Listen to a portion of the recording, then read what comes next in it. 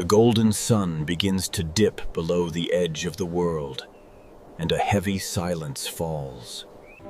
Most horses at the rescue graze in peace as twilight comes, but one remains on guard. I have seen 1,000 souls seeking a second chance, but none quite like this old friend. He stands like a statue carved from stone, his dark eyes locked upon the southern fence. He does not chew, he does not blink, he only waits for something I cannot see. The moment that the final ray of light dissolves into the dark, he breaks his stance. A single, desperate call rings out across the empty fields, shaking the evening air.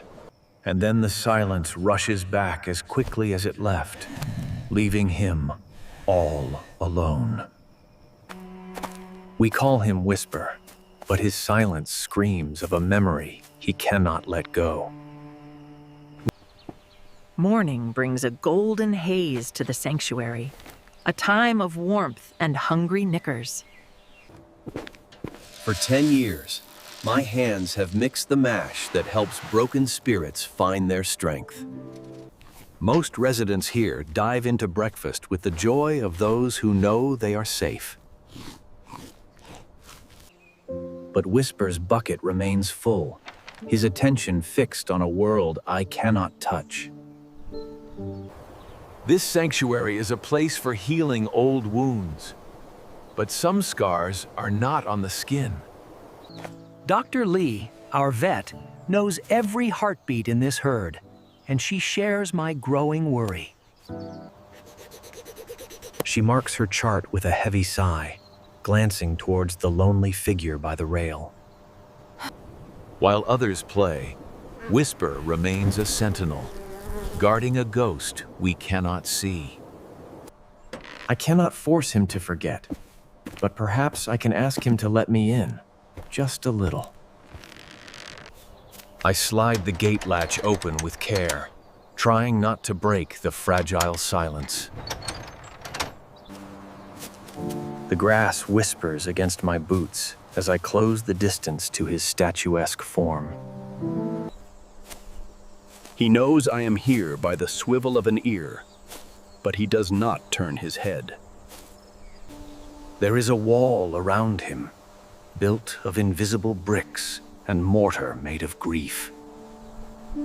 I reach out a hand, palm open and low, asking for permission to share his space. But before my fingers can graze his warm coat, he takes a deliberate step away. My hand is left hovering in the empty air, touching nothing but the dusting of light. He resets his feet and returns his gaze to the southern horizon, dismissing me. I lower my arm and step back, realizing his heart is miles away from this field.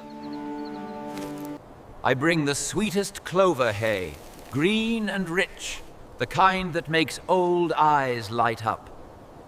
He breathes in the scent for a moment, then turns his back to face the wind again.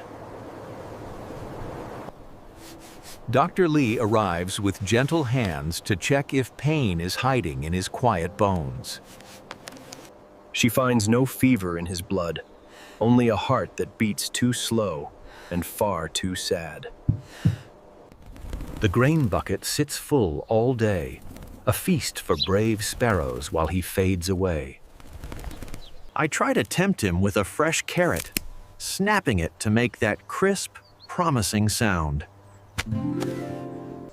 He takes it gently, holds it there, and lets it drop, too tired to even chew. The shadows stretch across the grass, marking another day he has chosen not to eat. Dr. Lee watches him from the gate, her pen hovering over lines on a chart. We are fighting a battle against a memory, and I fear the memory is winning. Time is usually a healer, but here it steals his strength with every passing hour.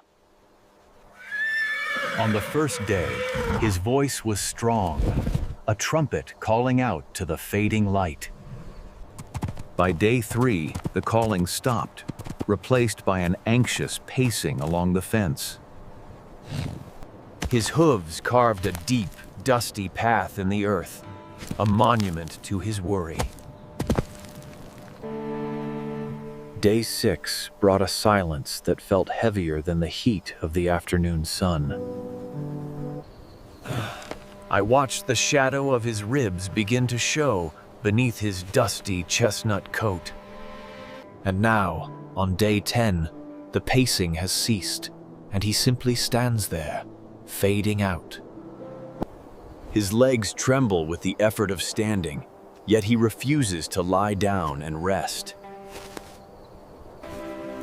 The apples I left have withered in the dirt, rejected just like everything else. The sunset is no longer beautiful to me. It is a clock counting down the time. Dr. Lai lowers the clipboard, her eyes behind the glasses reflecting the dim barn light. She speaks softly, but her words hang heavy in the air, like smoke on a cold day. She tells me that a broken heart is real, and his body is beginning to give up. We have 2 days, she says, before we must intervene to save his life by force.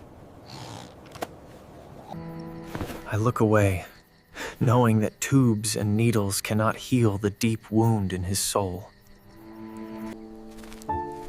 The water in his bucket is still as glass, a mirror for the stars he ignores. My hands are strong enough to mend fences, but they tremble at this quiet loss. She packs her bag and leaves me with the silence.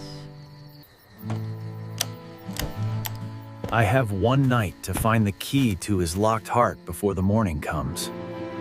The moon hangs high and cold, casting silver light on the frost that coats the sleeping grass.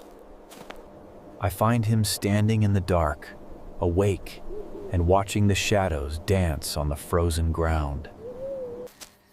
I do not bring a halter or a bucket, only myself and a quiet space to be. I sit at the straw beside him and whisper that the silence can sometimes be too loud.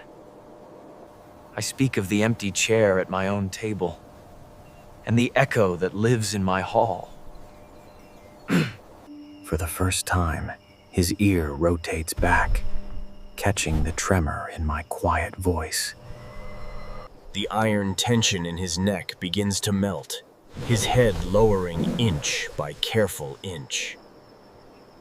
He takes one small step, crunching the frost, and the distance between us shrinks down.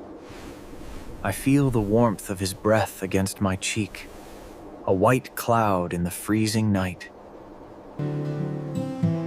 We sit together in the dark, 2 lonely souls. Morning light brings a fragile truce, and he lets me step close with a brush in hand. I work in rhythm, sweeping away the dust of the road and the weight of his travel. His mane is thick and dark, a wild curtain hiding secrets close to his warm skin. My brush snags hard on a stubborn knot that feels too solid to be just a tangle. I put down the brush and use my fingers to part the hair, finding a tiny braid. Woven tight with love and care sits a tarnished silver charm, hidden from the world. Whisper does not pull away as I cradle the cold metal, rubbing my thumb across it. The grime wipes away, and faint lines appear, etched deep into the silver surface. This is not just jewelry. It is a map, a message, and a final desperate plea. I type the numbers into my phone, my hands shaking as the map loads the location. The pin drops miles away, on an old forgotten ranch just south of where we stand. He has not been staring at the sunset, but at the home he was forced to leave behind. His owner lost the land, then his health, and had no choice but to send his friend away. To save Whisper from the fall, he pushed him out the gate with a stone in his own heart. Beneath the numbers, tiny letters spell a wish. Run free where the fences finally end. It was not abandonment, but a final act of love from a man who could not stay. Whisper waits for a master who can never come, keeping a vigil for a ghost. Every sunset was a question, and every silence was an answer he refused to hear. I hold the silver tight and tell him that his loyalty has been witnessed and known. He does not need to wait anymore, and the message has been delivered, and he is found. I go to the feed room and mix a mash of sweet apples, warm bran, and dark molasses. The steam rises in the cool air, carrying a scent that smells like old, happy memories. Dr. Lee watches from the fence, holding her breath as I offer the warm bucket to him. Whisper turns, his nostrils flaring wide as the sweet steam reaches his tired, gray face. It is not just food. It is a specific comfort, a taste of the life he lost. He hesitates, blinking slowly, wondering if it is safe to let the comfort in. Then, he lowers his velvet nose and takes a long, slow mouthful of the warm, sweet mash. The sound of his chewing breaks the silence, a rhythm of life returning to him. He chews and looks at me, and for the first time, his eyes are not looking south. I drive south to find the place where his heart was broken, to understand the goodbye. The coordinates lead to a rusted gate and a silence that feels heavy and old. Beneath an old oak tree, I find a mound of earth and a simple wooden cross. Here lies the man who loved him enough to set him free before the darkness fell. I place a stone upon the wood and promise that his boy is safe in my care.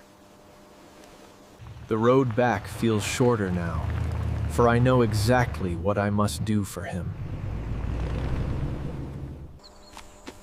I return to the barn as the sun begins to set, but the panic is gone now. I tell him he will never be sold, never be moved, never be left behind again. I take his name off the adoption list and write the word home in permanent ink.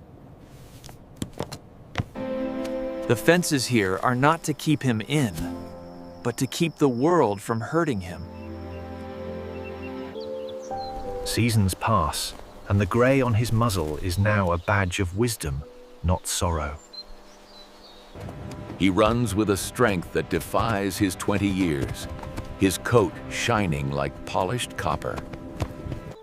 He has found a new purpose, guiding the young ones who arrive confused and afraid. He teaches them that fences are safe boundaries now, and that dinner always comes on time. When the sun sets now, he watches it burn down without making a single sound. He knows the horizon is not an end, but just the edge of the home he owns. Senior horses carry stories in their bones, and they have so much love left to give. You can help keep their bowls full and their twilights safe by sponsoring a stall today. Until next time, may your own fences be safe and your heart be wild and free.